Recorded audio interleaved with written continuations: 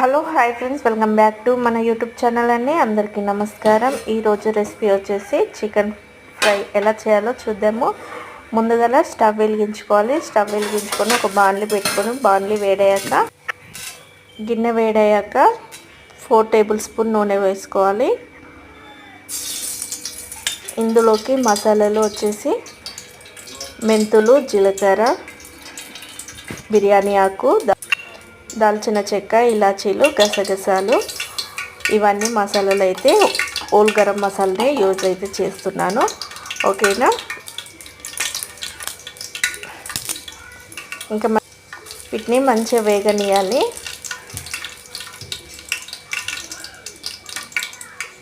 మెంతులు చిటికెడన్ని, ఒక బిర్యానీ ఆకు, ఒకటి దాల్చిన చెక్క, 3-4 ఇలాచీలు, 3 లవంగాలు, 1/2 టేబుల్ స్పూన్